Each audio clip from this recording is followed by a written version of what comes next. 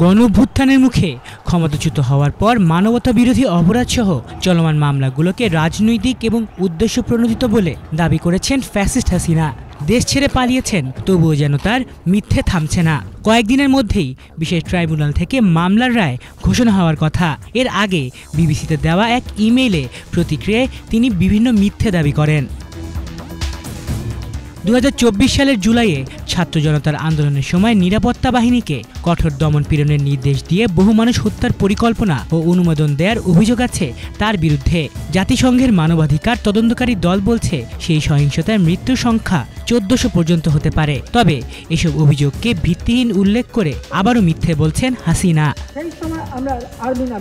তার বিরুদ্ধে আদালতে যেসব অডিও প্রমাণ উপস্থাপন করা হয়েছে সেগুলোকেও তিনি মিথ্যে বলছেন। তিনি মনে করেন তার অনুপস্থিতিতে পরিচালিত এই বিচার প্রক্রিয়ায় তিনি নিজের বক্তব্য যথাযথভাবে তুলে ধরার বা আইনজীবী নিয়োগের সুযোগ পাননি।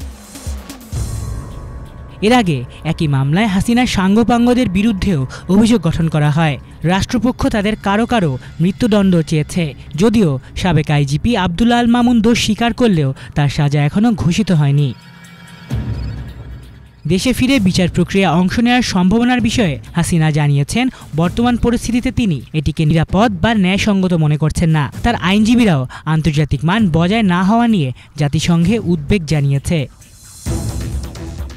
এর আগে হাসিনার শাসনামলে গুম, বিচার বহির্ভূত হত্যা, গোপন কারাগার ও রাজনৈতিক প্রতিপক্ষ হত্যার অভিযোগ নিয়েও দেশে পৃথক তদন্ত চলছে। এসব অভিযোগের দায়ও তিনি অস্বীকার করেছেন। তার মতে কোনো ব্যক্তি বা বাহিনীর অপব্যবহার হয়ে থাকলে তা নিরপেক্ষভাবে তদন্ত করা উচিত।